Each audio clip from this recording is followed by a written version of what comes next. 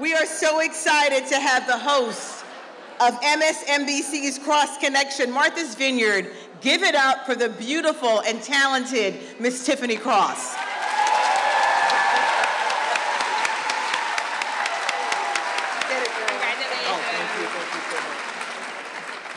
All right, I think I have a mic in my chair. Hi, everybody. I love seeing all these faces. I have to tell you, I heard the music backstage. It sounded like gospel. I was like, don't get something started in here, because I was backstage with Mr. Morris Chestnut, not thinking very gospel thoughts.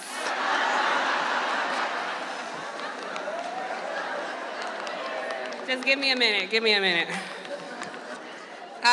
When they asked if I could do this, I was so excited to share the stage. They said, well, it's going to be Morris Chestnut and Adrian Holmes, and I thought I really shouldn't have eaten that bag of potato chips last week. There's not enough Spanx in the world to make me sexy enough for this panel, but nonetheless, here I am, ladies. So very excited to be here. I'm going to shift space and move over here so I can call out the folks who you really want to see, and thank y'all for coming out, because we're going to have a good conversation today. Won't he will, won't he do it? All right. Thank you guys for being here. I'm going to bring to the stage now. I'm really excited to have this conversation. As you all know, this is the Black Excellence and Legacy conversation that we're very excited to showcase. I'm pleased, as the intro told you, I'm host of the Cross Connection on MSNBC. Thank you very much. Thank you. So after you watch all these amazing shows on Peacock, do please be sure to tune in to MSNBC every Saturday, 10 to 12 Eastern Standard Time. We do it for the culture every week. And without further ado, I want to kick off the conversation because we don't have a lot of time. So please help me welcome to the stage. I'm going to bring out first the amazing, amazing director of this amazing series, The Best Man Chronicles, Mr. Malcolm Lee.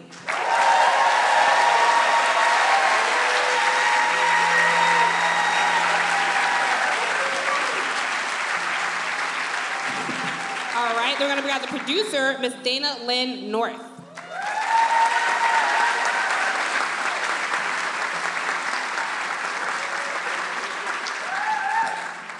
If you have your church fans, this will be a good time to break them out. Please welcome Mr. Morris Chestnut.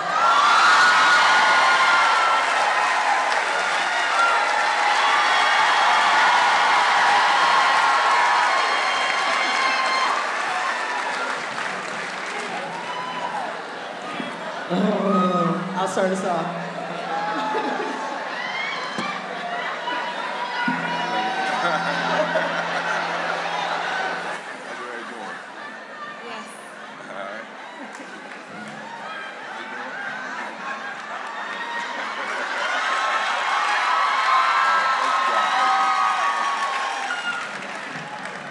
I just want y'all to get it out of your system. We got it out of our system yet? No? Yeah, same. It's for y'all. I'm going to represent for that energy. There you go. Don't lose your vocal cords just yet, because please also welcome Mr. Adrian Holmes.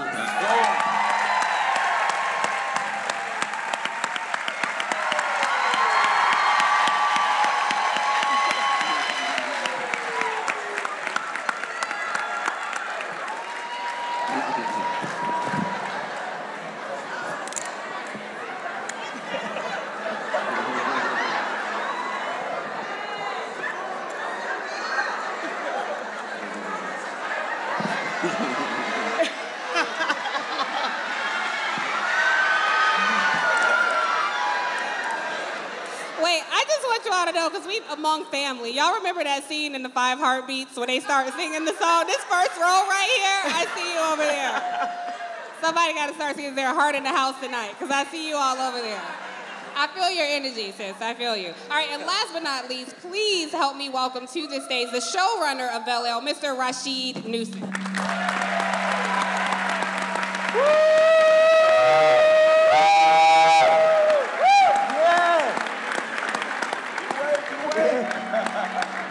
What up, Rashid? There it is. So much electricity in the room, I think. I mean, yeah. I would just like to say, thank you. I'm happy to be Remember when Beyonce performed and then the lights went out after Super Bowl? Yes. Morris and Adrian. If you're uncomfortable over there, we can switch seats. No, if I'm you okay. Like. You're okay? I'm all right. Yeah. I'm gonna hold it down. I'm gonna hold it down on this here couch between my partner and this. I mean, it'll be all right. Well, you let me know. I will. I'll keep you posted. Okay. All right. All right. Everybody's collected themselves now, I think. Not your moderator, but she'll get there. Before we get into the conversation, I'm really, truly excited about both of these amazing new shows that are coming out. And truly, I don't have to tell this audience how challenging it is to create something. And this is what happens when they get out the way and let Black and brown folks create.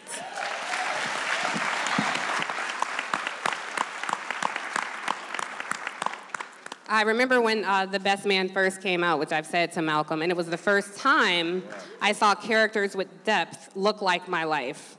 And it was such an amazing experience so long ago. So before we get into the conversation, I do want to kick us off with a little clip of the Best Man series. So take a look at your screen, and then we'll talk about it on the other side.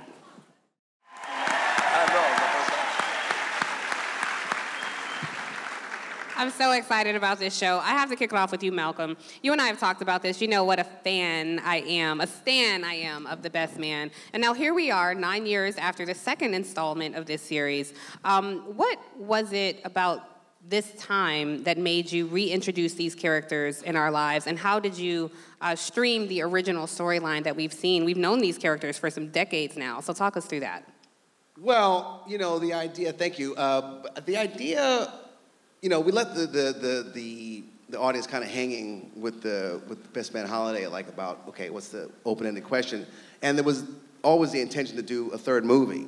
But, we couldn't quite get the studio to agree on a budget. We couldn't get the actors' schedules together. So we kind of kicked it down the field a bit until we, this advent of streaming and limited series came along. I was like, oh, you know what? Maybe we can do it like that and give the actors a lot of scenery to shoot, because I had like kind of two movies in my head, and then I said, well, streaming would be a good way to, tell these stories and extrapolate, and talk about, themes and these characters who we've known quite some time, with a different set of circumstances in their lives now, as parents, and being, in the sandwich years of taking care of your own parents and parenting your children, and you really wanted to explore those kinds of things. And so, that was the impetus behind it. And it just took a little while to get going, just because, these actors are very, very busy, and they're in demand, and, but I think there was a real desire on everyone's part to, to tell these stories and tell, a little bit more, get some answers to some questions. Because I think, we really want to do it for the fans, and get it out there, and then, close the books. Yeah. Mm-hmm. I mean, sadly, we know that Lance Sullivan lost his wife in the last film. I was available for this role, but nobody ever reached out. No. You were? Yeah. Nobody called me. It's okay. Sorry, Tiffany. All right. Next time. Yeah. I want to bring Dana in, because Dana, you were the writer and executive producer of this series, which is, just wonderful to see a Black woman in that role. Thank you. Thank you. What made you sign on to this new series, and tell us about your experience working on it? I mean, it was a very easy yes when Malcolm reached out to me, because as I told him, and I remember he humbly asked, have you seen the Best Man movies? I was like, no, I've never heard of it. Of course I've seen these movies a bunch of times. I come from a group of college friends, when I went to USC, my friends and I, in knockoff, shout out to USC.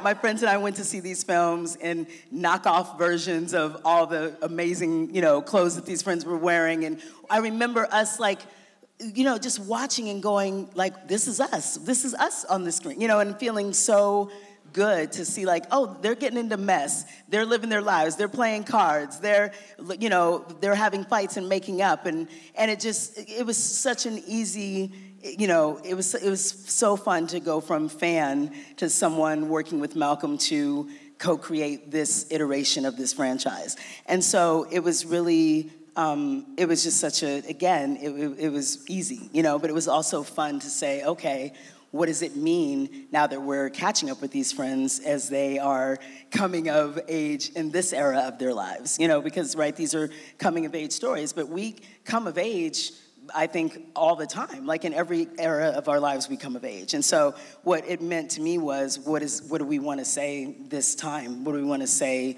in this phase? And you know, working in television for my entire career, for me, the fun thing about television is you get to arc out stories. You're not just doing a closed-ended, okay, this is the beginning, this is the middle, this is the end of this movie. You get to say, we have time, you know, it's a crock pot, it's a slow cooker. We're gonna live with these characters for a series of episodes. And so that's what was exciting to me, is, you know, I come from a group of friends and getting to, what does that mean to tell those stories? I love that. You have an intimate experience with these characters in such a special way. Yeah. Morris, can you hear me okay? I can come closer. Do you hear me? What'd she say? I didn't hear what you can't hear me? I didn't hear what you We should switch, because he can't hear me. Again, we're fine. Are you okay?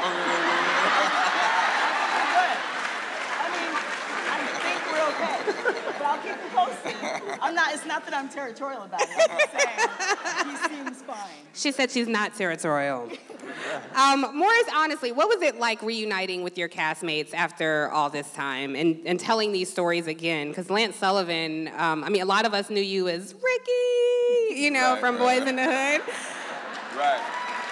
Long time ago. It was a long time ago. It was, I mean, it was great. I mean, coming to set every day and just being able to, you know, create and be on set with all the cast members, Malcolm and Dana. It was just it was a great process. You know, it was a little disappointing because it's called The Best Man Final Chapters, right? And it's like, you know, we've had so much fun with these characters, and the end result has been, you know, so pleasing to me. Just watching, you know, I'm there. Of course, I'm an actor. I'm in it, but you know, when I watch the movie, and it's like I'm just an audience member, and I'm just really enjoying the performances. And you know, I even notice sometimes when I'm on set and we're in scenes, and you know, like I'm watching someone like Terrence Howard. It's like I'm just watching them, you know, and I'm not even in character. So, you know, it's disappointing that's the final chapters, but you know, I really love the characters. Yeah. Are you guys, because on screen, we see natural chemistry between you guys. It seems like you're genuinely friends. I follow Nia Long, the amazing Nia Long, so she posted a lot of pictures behind the scenes, and it seems like there was a lot of camaraderie on stage. But tell us about the dark side, the fights. The dark side, the fights.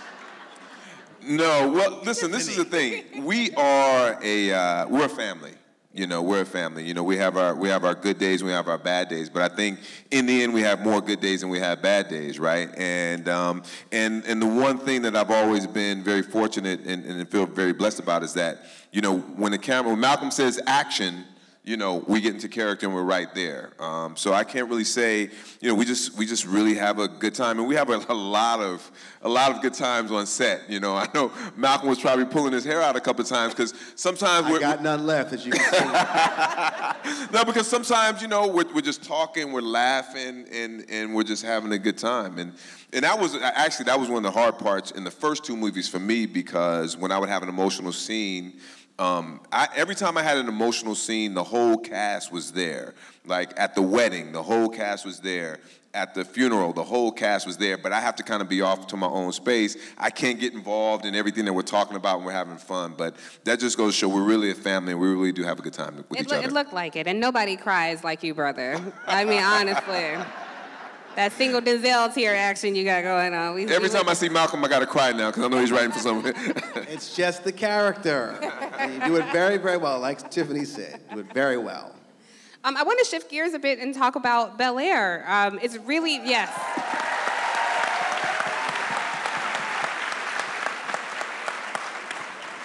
So it's really interesting, Rashid, I'll say, because I was talking to my friends here have kids who are like 17, 18, and they do not remember the Fresh Prince of Bel-Air.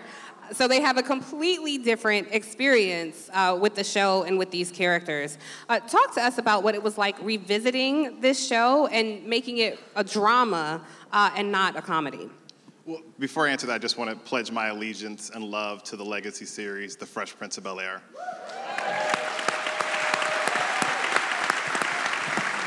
What they did was so stellar and groundbreaking, we knew we were not going to be able to approach that the same way. And so it forced us to do something new. We were also reminded, I mean, those of us who worked on the show, when we watched the show, you know, we were the ages of Will and Carlton, and now you're like, oh, wait a minute, I'm Uncle Phil's age. Like, we talked about what kind of music would Uncle Phil be listening to, and you're like, oh, it'd be like Motown. And it's like, no, it would be my music. I was like, I will send you the soundtrack. But what was great and what I was really excited about is once we embraced that, you're saying, okay, we're in a 1-hour drama. We have more time to explore these characters in a new way. And we tried to build the show understanding that there are a lot of people, especially the young audience, who don't really know the original. And so you have to walk them through the door as to who these people are. But we also wanted to put in enough things that people who watched the original show would feel like there were payoffs, that we understood the history of this show and we respected it. Absolutely, and I have to say, Adrian, I don't remember Uncle Phil looking like this, my friend.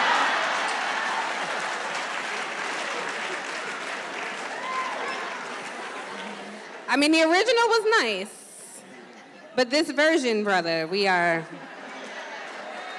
it, we like it. Thank you. I'm so happy to be here. Shout out to the reboot. But tell us, because it really is, you are a different Uncle Phil. You know, for most of us in this audience, you are our peer and not Uncle Phil. How was it for you channeling such an iconic role in Uncle Phil? Oh, man. I mean, I grew up watching the show, and, you know, James Avery, what he did was just so amazing. And, you know, yeah, I mean, rest in peace. You know, he had such an impact on me and all of us. And so when I got the call from my team that they wanted me to read for Bel-Air, and I was like, who? And they said, Uncle Phil. I was like, Uncle Phil? I was like, am I there already? But then I was like, okay, let's do this. And I got the material, and I connected with the material, and everything just kind of dropped in. And I knew that they didn't want us to recreate what the original actors did. I mean, that was not the assignment. The assignment was for us to, you know, create our own thumbprints, you know, and fingerprint, and like, you know, be authentic and just make it our own and put our own spin on this iconic, beloved series and these characters. And I just thought about, you know, what family today represents Black excellence. And the Obamas was right, you know, first thing that came to my head is like, there's no question. And, you know, he balances being a parent, being a husband, being a politician so beautifully. And he does it with so much poise and swag. And, you know, and I just thought, okay, well, let me just, you know, kind of tap into my inner Obama. You know, the thing is, he speaks so well, because I got the speeches, and I was like, oh man, these speeches. And I'm not, like this is like a big fear for me. I don't do a lot of public speaking, so this is give me a script, I'm cool. But, you know, doing public speaking is something I'm not comfortable with. And I knew with Philip, you know, he has to be really comfortable in front of people because he has to do so many speeches. And I want when he speaks that people feel comfortable listening to him, because if he's comfortable, then you're comfortable, right? So I really, really, you know, kind of tapped into him. And then I just said, you know what, let me just throw it away and have fun. Let me just have a good time and, you know, let go and let God, you know? And, you know, here we are, you know, so this has just been a dream come true. And I also got to say, I'm so happy to be sharing the stage with this amazing franchise, The Best Man, because they had such an impact on me growing up as a young actor. You know, they were so inspiring and so influential and represented Black excellence so beautifully. And so shout out to you guys, you know. You know, I could identify so much with these characters, Morris, you know, Tay, and I was like, oh man, one day, it gave me hope. So I was like, one day I hope I can be a part of a franchise or a show that is so positive and so inspiring and can really, you know, give back, you know, and show our culture and our community and the way we are is positive, affluent, you know, thriving, you know, community, people. And then, of course, Malcolm D. Lee, the director, and I was like, man, I hope I get to work with Malcolm one day. And then some of you may or may not know this, but before Bel-Air, I did a pilot, and unfortunately, I got to work with this incredible director. And it was a beautiful story about it was a real estate tycoon family called the Cooper Corporation, and they were about creating generational wealth in the community. And I played Ellington Cooper, who was the successor to the family business, like Kendall in Succession, which is one of my favorite shows. And I was like, man, I really... They didn't pick it up. Huh? What? They didn't pick it up. Yeah. But I'm saying it's a story that needs to be told. I hope it sees the light of day in some way, shape, or form. But this is a full circle moment for me. And I'm just so grateful to be here representing Bel-Air and getting to share it with a show that really, you know, had a huge impact on my life and on my career. So yeah, it's beautiful. Yeah. You talked about having fun. I want to play a little clip. So we have a clip from Bel-Air of Uncle Phil doing a little dance. So let's take a look at that. So clearly, these scenes resonate with this audience. But Rashid, honestly, I think that is such an important scene because there's so much that happens. I mean, we all try to do this as content creators, and you know, there's so much that happens on camera that we may not understand. I know I make references on my show all the time, and we hear from the network executives, well, people get that. It's like, yeah, if they don't, then it ain't for them, you know? Say that. Say right. that. The same way that they make There's Something About Mary references and Revenge of the Nerds references. Well, Coming to America is my lived experience. Boomerang is my lived experience. The Best Man is my lived experience. And my lived experience counts just as much as your lived experience. So seeing the Greek representation on film is so important because there's a huge audience out there who does understand that. So tell me why that was so important for you to do. Well, first, I mean, in the original series, he was in a fraternity, and we wanted to represent that in the new show, and we wanted a real fraternity, and we reached out, and the alphas reached back, and it was a labor because we had to get the permission, and they asked for the script, and we never give the script out, except we had to go back to, we had to call the executives and say, this is the time we have to give the script out. We need this, we want this. They had one note, which I thought was great. At the gathering, we had the brothers playing dominoes, and they said, could they play chess? Yes. Right? Oh, that's amazing. Right? And the dominoes is a game of chance, chess is a game of strategy. I've never been happier to take a note. I was really proud. I was there, I was like standing off camera, like crying behind the monitor, because I don't know the last time I'd seen that many black men in a scene and there was no crime, there was no violence.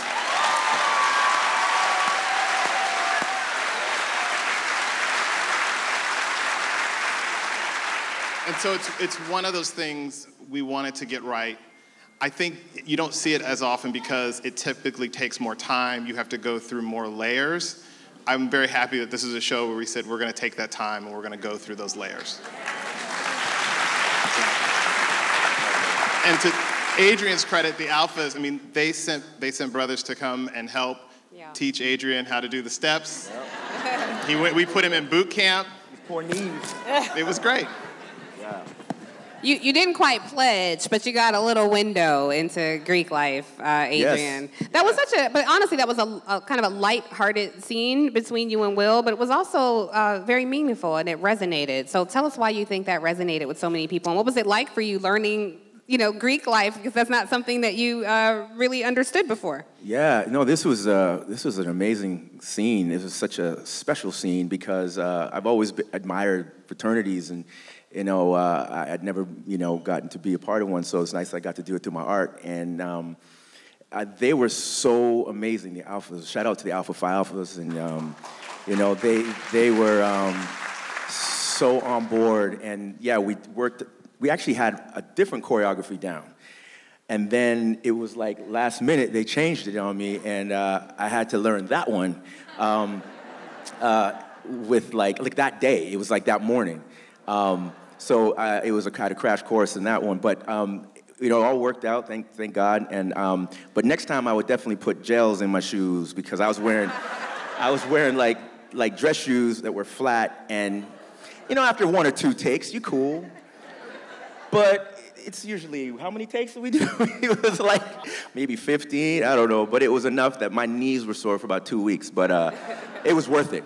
It was worth it. And, but yeah, this was a very important scene because it really showed the development of Philip's character too, because it took him back and reminded him of who he was and where he came from, you know? And a lot of us, when we're you know, career-driven, and we're on that train for success, we kind of forget about, you know, our brothers and those, you know, others. Even our families can get neglected. We sacrifice a lot of people and a lot of, you know, yeah. So I think that this was important for him. It was like Will holding a mirror up to Phil and showing him, and reminding him where he came from and who he really is. And in order for him to have an impact on, you know, the masses, he can't forget who he is and where he came from and the culture. So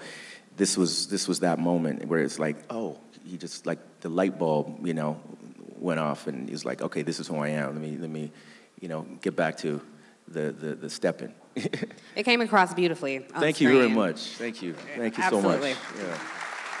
You know, Malcolm, watching that scene, I think it's so important to see Black characters, but particularly Black men, with depth and conversations. And it reminded me of The First Best Man, when they're all sitting around the table. I don't know, I think were they playing spades or poker? Because spades is a Black experience. Yes, thank you. They were all playing spades, and they had that conversation that got a little intense and heated. But still, these were men that we knew, we understood them. So tell me why it's important to show this level of brotherhood, even when there's friction, but this level of brotherhood that is very unique to the Black community. You know, the reason I wrote Best Man was I was not seeing myself and people I went to Georgetown with, my man, Georgetown, both Georgetown grads. We went to Georgetown together, like, you know, like the educated, affluent, you know, or aspirational Black people. Because most times during the 90s in particular, educated Black people were like, you know, very stiff and checked their ethnicity at the door, and, you know, they were like this one kind of way, nerdy kind of way. And it's like, that's not who I am or my experience or my friends. So like I wanted to, in addition to tell the story about Black men, it was almost a response to the 4 women in Waiting to Exhale. Yeah. I really wanted to showcase, you know, layered Black men. And that's one of the reasons my company is called Black Male Productions, MALED. It's just like, you know, we've been like conditioned to think of ourselves as in one way. And I think for me, in that scene in particular, that was the kind of the key to that first movie, you know, like, we beat the hell out of that scene, didn't we, Morris? I mean, like, it was a 10-page scene. Wow. And the studio was really nervous about us. They're like, you can't do that. Like, there's no way this is gonna work. I'm like, it's gonna work, don't worry. Let them tell, you know, from their perspective. And I think, you know, it was gonna be great that men were gonna enjoy it, and then that women, you know, were gonna enjoy it, because they were like a fly on the wall, you know, during that scene. So yeah, it was definitely very important to me to explore, like, just, you know, male dynamics, and in a way that I felt that was authentic. Yeah. Dana, I want to ask you, because in the series you write for Black men.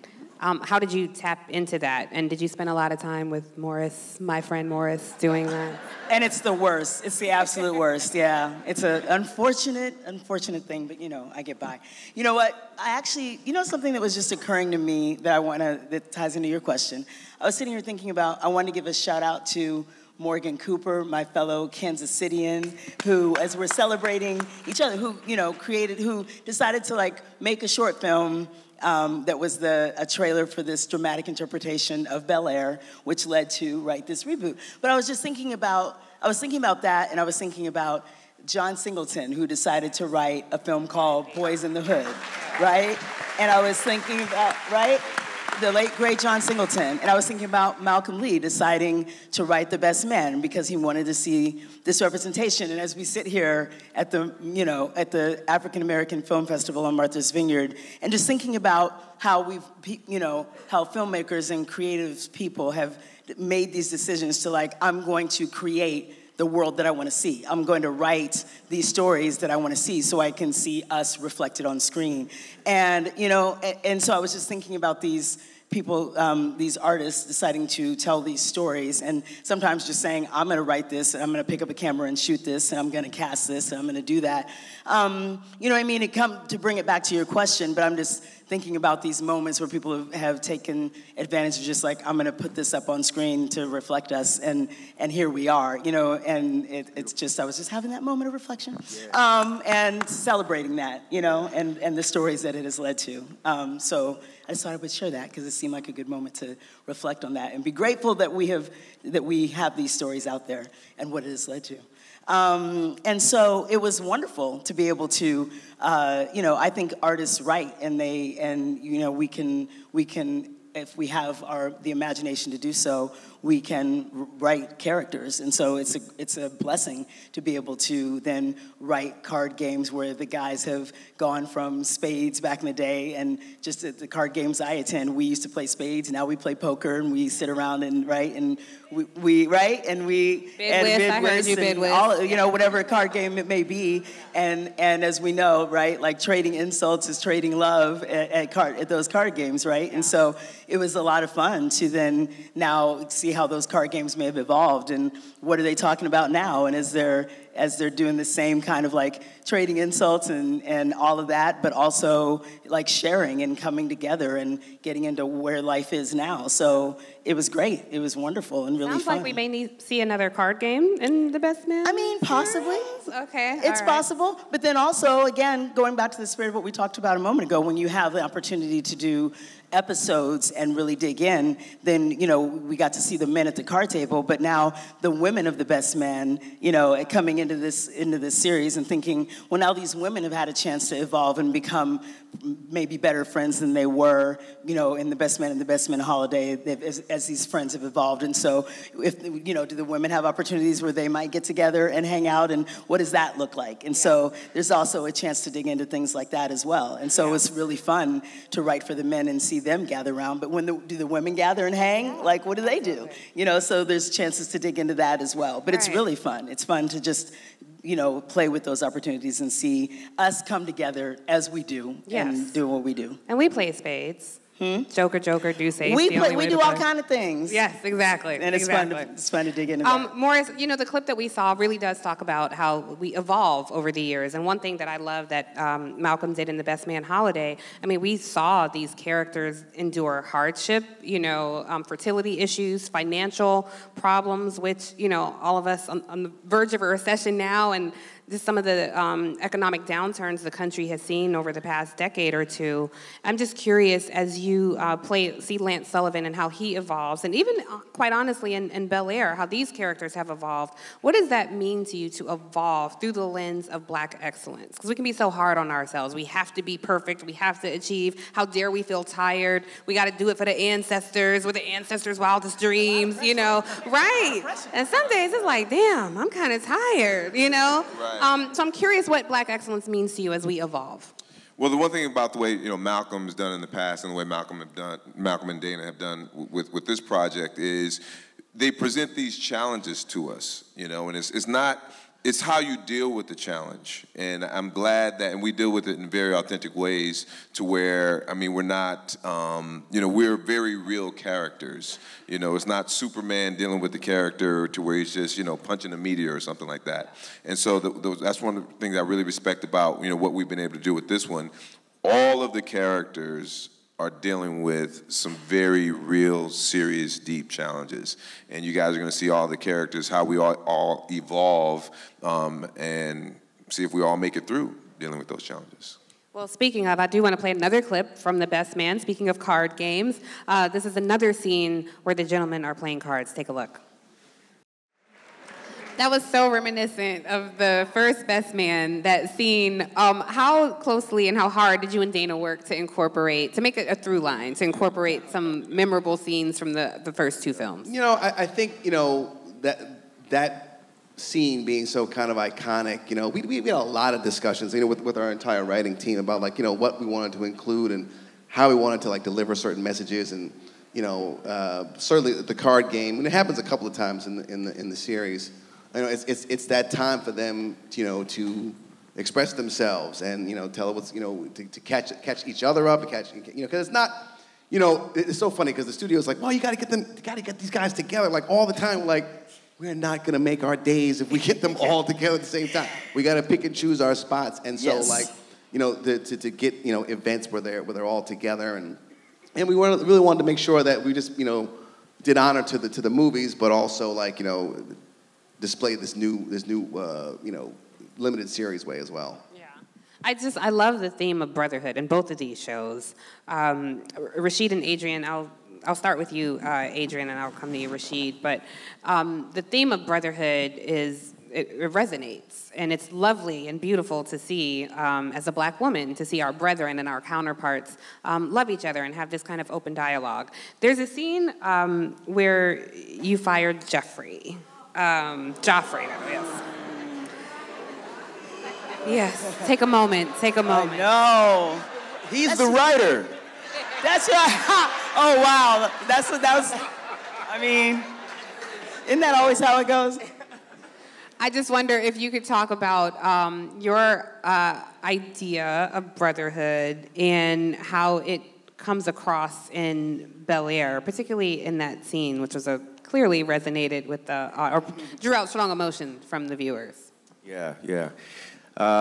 You know, we all have our brothers, and you know, the relationship, we all go through ups and downs, and a lot of times we have a difficult time showing vulnerability, and you don't see a lot of vulnerability on screen like that. Your brothers just, you know, really let their guard down and show their emotions and just be emotionally available, and, you know, to be open and transparent with each other in that way, to that degree. And I'm very, very proud of that scene, and that, you know, we were able to put that on screen, because there's a lot of people out there that can, you know, learn from that and not be afraid to be vulnerable and know that it's okay. Know that there's strength in vulnerability, you know. A lot of people think that you gotta be hard, you gotta be like, you know, no, I can't cry, I can't show my man, my bro, that, you know, I'm feeling this way, that I really love him, you know. But, you know, it's reality. And that's why I love the show, is because we show a lot of scenes that, you know, people can relate to. People go through all of these, you know, situations, these scenarios. You know, it's universal. And yeah, I think that we tackled it really well, and I'm glad that you know, I was able to work with Jimmy Akambola. Shout out to Jimmy, who's you know, he's just an amazing co-star. And he's just like, we spar so well together, and he was so available, and he gave everything in that moment, and we had a lot of fun in that scene. So yeah. Beautifully done. Well, Rashid, you wrote it, so talk us through it. What I loved, I co-wrote it. I should point that out. What I loved about that scene was that Adrian cries after he fires Jeffrey. He goes to his desk and he starts to cry. I'm happy you used that take too, by the way. Oh, we fought for that take, because we want that sort of vulnerability to be there. You asked, like, why is it important to have sort of this brotherhood on screen? And the answer is because it's in our lives. It's just not showing up on the screen because white executives don't know how to note it. Preach. They don't know what to say. Preach.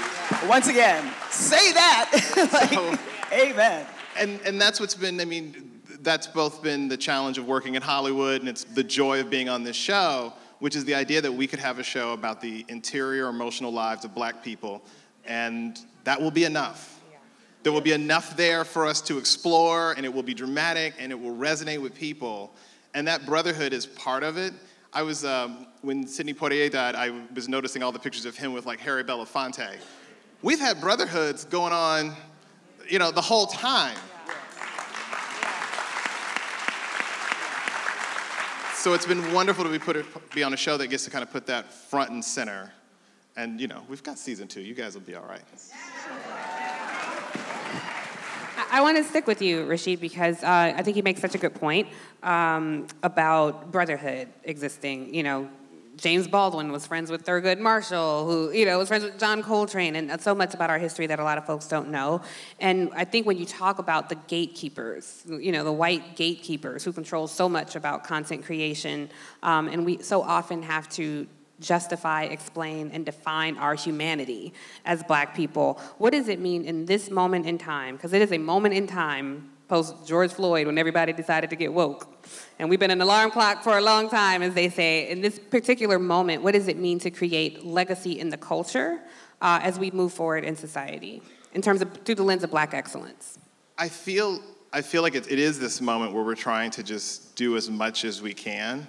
I mean, what I would like to explain about Hollywood, if I can, is that it's a place where people are very afraid to make a gamble, right? If you wonder why do we have so many procedural shows, because everyone can note a criminal case. Everyone can note a medical procedure. Like there are real, the patient lives, the patient dies. There's real binary there. If we're gonna explore a Black family and that isn't your experience, it means people have to be silent and trust you. People aren't very good at being silent. They're also not great at trusting. So they're always trying to put those elements in. I love this show because I feel like we've smuggled something into the culture. I think it got a green light because it's familiar and it's based on the Fresh Prince of Bel-Air, and it felt like we'll know exactly what to do with this. And then once we were on the air, we knew what to do with this. And so, yeah, we got to put all this stuff in and make it front and center. I think our audience resonates with it. I think they know it, and I think that should be enough. What I'm also hoping is that if you can put this on the screen, the entire story of our humanity can seep out to people who aren't in this room. That they will no longer be able to just sort of judge us by the crime procedurals they watch. They can learn something about our families from these shows. Yeah, absolutely.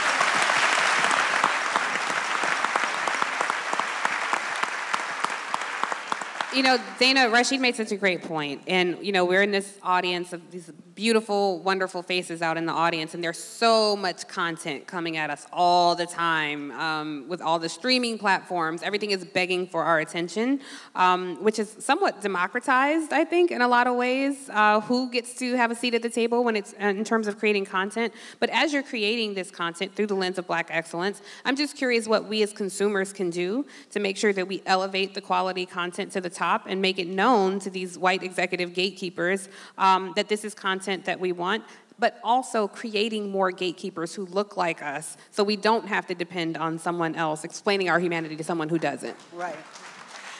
Right. A great question. I mean, I think one of the reasons that to me it's exciting to be a content creator right now and an artist right now is I think, you know, money has always walked and talked, and it's gotten to the point lately, I think, where it doesn't make dollars and cents anymore to deny, to deny that our stories are in demand, that stories from our POV, from the POV of content creators of color, that there's an interest in those stories. And so to your point about yes, it's putting more people in the positions of being the noters, in the position of being the gatekeepers is the next phase, because we're at that point now when you look at, you know, the numbers of what the Black Panthers and all of the content that's being created, right? There's no question that there's interest in that content. So I think it is the next phase is what's going on with the executives and the buyer and the people who are green lighting and the people who are noting. It's continuing to move that needle. That's a great question. I mean, I think it's you know, and I think that's happening when you look at like, you know, places like, and now we're getting into the like, you know, I feel like it's an interesting question. I'm thinking, is our audience interested in that coverage? Because now I feel like it's like, let's go have a roundtable about changing Hollywood. That's a whole other thing, which I think we need to. I think it's continuing to continuing to show the town that like there is interest in that stuff. And I think that's happening. That's what's exciting to me, though. You know what I'm saying? Like, it's undeniable. There was a time when there was that whole, these stories don't translate. These stories, what were the old things? These stories don't sell overseas. These stories won't, all of that stuff has been blown up. It's been blown up over and over again. And so that's what, I think there is actually even more reticent trust now. That reticent, like, well, we're not sure what this means. Again, as you said, that doesn't matter. It's not for you. I watched Seinfeld. So, exactly. You know, so you can, you know, it doesn't matter if you don't get that slang, that's okay. There's a whole lot of people who will. There are a whole lot of people who are going to understand what this is. And so I think there is a lot more of again, maybe it's a begrudging trust of like, okay, yeah, that's fine. Let that line go over your head. Let that whole scene go over your head. There are a lot of people who are going to get it and laugh. And, you know, so I think there is more of that trust and understanding that there are people who are going to eat this content up. And then I think it is just continuing. The more people, the more those artists are out there, the more those content creators are out there, then they move into being people who are the green lighters and the, you know, it just continues to, the water continues to rise. And I think that's what's happening, which is why it's an exciting time to be a content creator. I think there's something everyone can do as a parent or a family member that could change the game, and I know it's dangerous to tell people how to parent their children, but here we go. A lot of times, I think in black families, certainly in mine, when we send the kids off to college, it's like, job well done. I've sent you to college, I'm not paying anymore. You graduated college, I'm not paying anymore. These dreams, working in Hollywood, doing this creative work, becoming an executive, they need support into their 20s. No, that's a great point. Otherwise, the only person who gets the job is the person who can manage to live in Los Angeles while making a minimum wage. When I graduated from Georgetown and said I wanted to go out to Hollywood and be a writer, I had family members, and I love them. They prayed for me. They prayed I would change my mind and come to my senses and come home. Because I was you got a college degree, and I was answering phones and getting coffee and making minimum wage. When I finally got my first job at 29, my dad told me I'd really turned it around before I turned 30. And I was like, where did you think I was going? But I think that's a mindset we want our kids, we want to see them graduate with that degree, and we want to see them get into that big job with that huge salary and that comfy life. And the creative world isn't like that. Faith, having faith, like believing in your kids when they say they want to be an artist, and recognizing, like, that's a great point. Like, you know, I remember when I told my dad what I wanted to do, he was like, go pursue your dreams. Right now, when you eat, your whole family is fed, so go do your thing. You know, like having faith in the artist, the artistic dream, like believing in that. Like, my Aunt Sharon every once in a while would just send me a check for $50. I loved it. You know, that didn't change the world, but it made my night. And that sort of stuff can keep you going. And so you can do that for your relatives who want to pursue this life. And when you think about the economic divide in this country, that also limits families who can support young black and brown children who want to do something like this. So it's a challenge. It is not easy. I mean, college is a big thing to deliver. Right. We feel like we can get these kids through college. Woo. And yet, a lot of times, that support can't just be cut off once they get that diploma. Yeah, absolutely. Malcolm, The Best Man, the final chapters, premieres December 22nd of this year. So you guys mark that date on your calendars. I'm so excited. Are you going to be in town? I'm going to come over to your house and watch. Am I invited? Come on through. Okay. Tell us, can you give us anything? I don't want to give it away, but just give us anything. Like, what are some things we can expect to see? Anything you can share? Well, let's see. We're going to answer some questions, like, come on, who is Quentin marrying, and you know, did he actually go through with the wedding? We'll answer that. Will Lance find love again? Starring Tiffany Cross. Let's see. I don't know. I can't say too much. I think everything. I just want to be like a nice reveal, nice surprise. I mean, look. I think when we promoted Best Man Holiday, we didn't know that there was going to be a funeral involved. Oh, wow. Right? Like that was not in the promotional materials. Oh, yeah. They didn't want to lead with that or even add that in. So you showed you all the good stuff, all the fun stuff, the dancing and whatnot. And so, you'll just have to just wait and see. I think people will be satisfied, and I think they'll feel like it is a worthy follow-up. Agreed. To the two movies. I have no doubt. Zane, it looks like you have something to add. No, I was just going to add that there's going to be big moments, like big emotion, big moments. Yeah, there's going to be big moments. There will be emotion, no question. There will be emotion. We're looking forward to feeling it. I would be curious if you could share anything about season 2 of Bel-Air, which is also coming up. We are just ramping up production and getting it underway. What I liked about last season is, we started with Phil, he was this politician, he was at the center of the family. Viv was sort of in support. By the end of it, he's out, he's not running for office, and she's got her fellowship. So we want to explore in season 2 what happens to that marriage when somebody else steps into the light and someone else needs to step back. So that gives us a lot. Oh, that's going to be interesting. And then as we're going with casting and storytelling, we get to expand the canvas this year. We want to meet some more family. We want to meet some more people. There'll be some new faces. If we're lucky, there'll be some familiar faces. Oh. Someone shouted out Michael Ealy.